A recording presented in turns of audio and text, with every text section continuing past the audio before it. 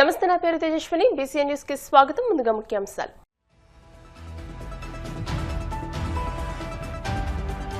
పాలకులలో 250 మంది విద్యార్థులకు ఉచితంగా సైకిళ్లను పంపిణీ చేసిన మంత్రి నిమ్మల ప్రజలకు మేలు జరిగే పనులకే అధిక ప్రాధాన్యతనిస్తున్నట్టు వెల్లడి.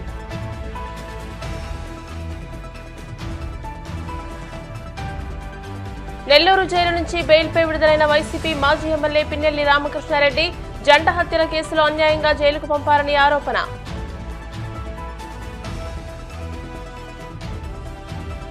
వాడపల్లి వెంకన్నాలయంలో ప్రత్యేక పూజలు, మంగళ వాయిద్యాల నడుమ శ్రీ స్వామి అమ్మవార్లకు మేల్కొలుపు సేవ, ఐశ్వర్యలక్ష్మి హోమం.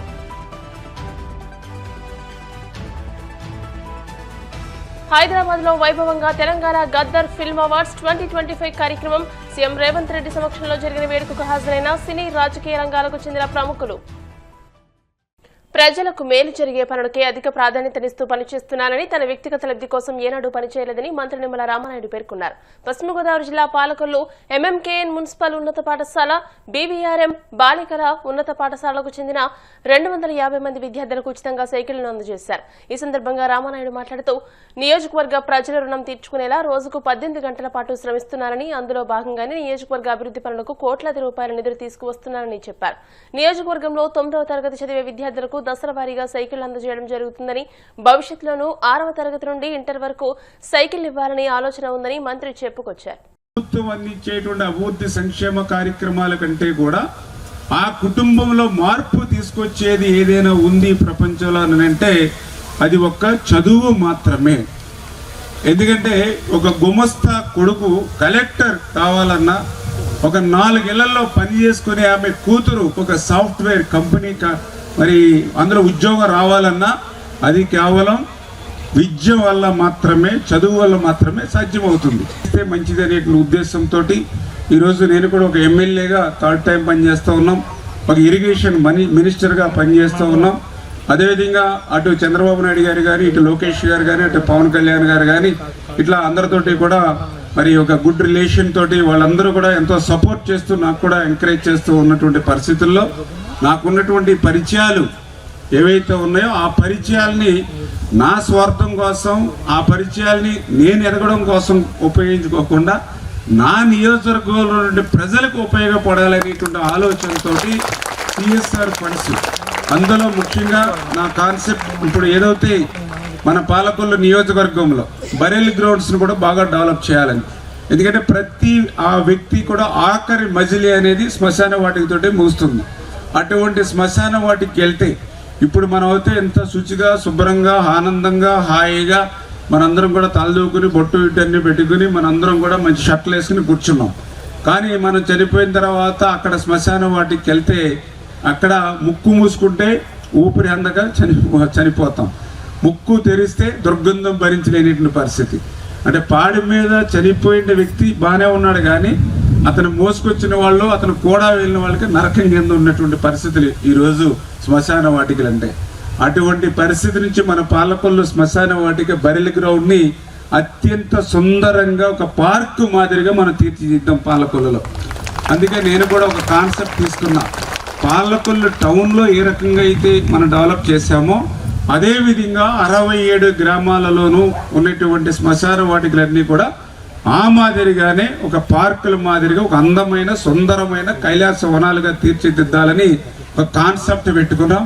వాటర్ ప్లాంట్లు, ఎందుకంటే సురక్షితమైన డ్రింకింగ్ వాటర్ చాలా గ్రామాల్లో లేదు కాబట్టి అక్కడ వాటర్ ప్లాంట్లు కానీ అంటే ఇట్లాగా ఒక 5-6 ఐటమ్స్, అంటే బరెల్ గ్రౌండ్స్, స్కిల్ డెవలప్మెంట్ సెంటర్స్, ఇటు వాటర్ ప్లాంట్స్, అదేవిధంగా ఇటు పిల్లలకి సైకిల్స్, ఈ రకంగా ఇవన్నీ కూడా టార్గెట్ పెట్టుకుని ఈరోజు ప్రతిరోజు కూడా 2 గంటలు 3 గంటలు ఈ సిఎస్ఆర్ ఫండ్స్ కూడా నేను వెచ్చించి ఏమేమి కంపెనీలు ఉన్నాయో చూసుకుని వాళ్ళందరినీ కూడా ఫోన్లు చేసి, లేదంటే పర్సనల్గా నేనే వాళ్ళని కలిసి రిక్వెస్ట్ చేసి, ఇప్పుడు మొన్ననే నాకు కాంటినెంటల్ కాఫీ వాళ్ళు ఉన్నారు. కాంటినెంటల్ కాఫీ అంటే మీ అందరికీ తెలుసు. అయినా ప్రతి ఏజెన్సీ అయినా ప్రతి పారిశ్రామికవేత్త వాళ్ళ నుంచి వ్యక్తిగతంగా నా లబ్ధి కోసం కాకుండా నా నియోజకవర్గ ప్రజలకు లబ్ధి చేయాలనేటువంటి ఆలోచన.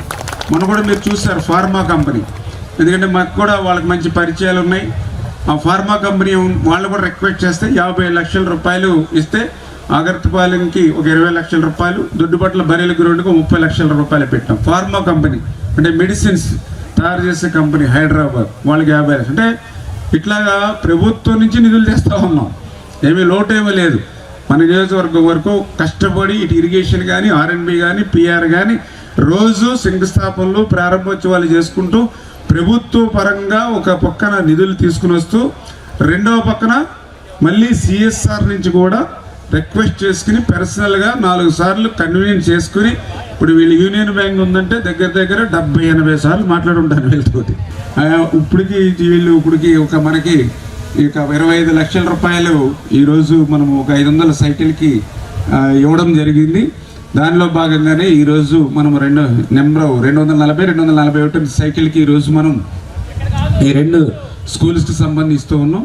మిగిలిన మళ్ళీ 2వ స్కూల్ అంటే ఇట్లాగా సెంటర్కి పెట్టుకుంటూ వెళ్ళాలనేటువంటి ఆలోచనతో పనిచేస్తూ ఉన్నాం. అంటే జంట హత్యల కేసులో అరెస్టైన వైసీపీ మాజీ ఎమ్మెల్యే పిన్నెల్లి రామకృష్ణారెడ్డి నెల్లూరు జైలు నుంచి విడుదలయ్యారు. గురజాల కోర్టు బెయిల్ మంజూరు చేయడంతో ఆయన బయటకు వచ్చారు. ఈ క్రమంలో పిన్నెల్లికి వైసీపీ ముఖ్య నేతలు, పార్టీ శ్రేణులు స్వాగతం పలికాయి.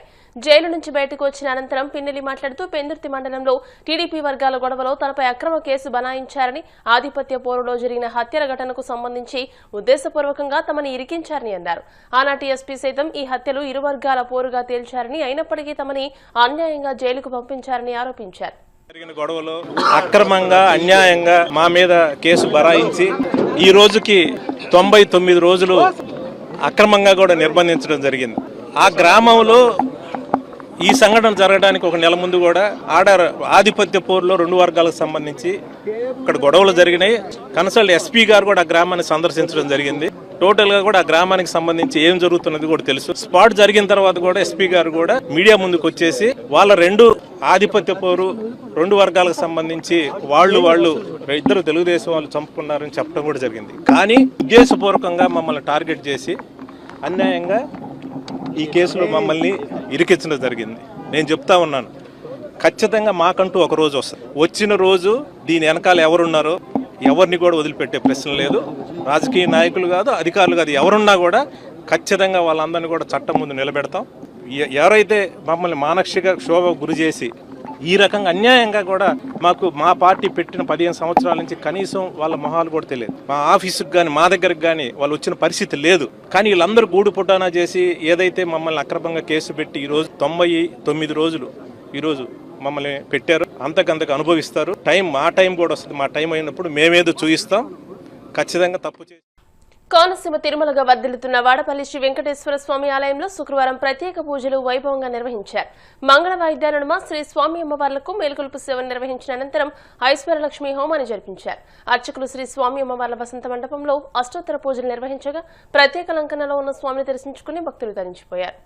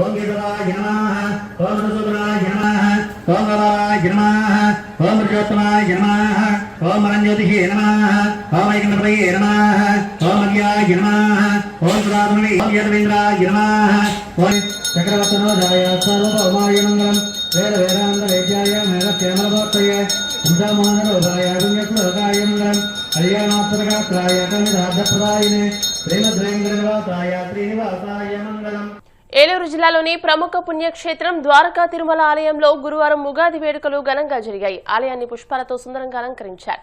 పరాభవనామ సంవత్సర ఉగాది సందర్భంగా ఆలయానికి భక్తులు పోటెత్తారు. ఉదయం నుంచి క్యూలైన్లలో భక్తులు వేచి ఉండి స్వామిని దర్శించుకుని ప్రత్యేక పూజలు చేసి తమ మొక్కుబడులు సమర్పించారు. పంచాంగ శ్రవణం అనంతరం పండితులకు సత్కారం చేశారు.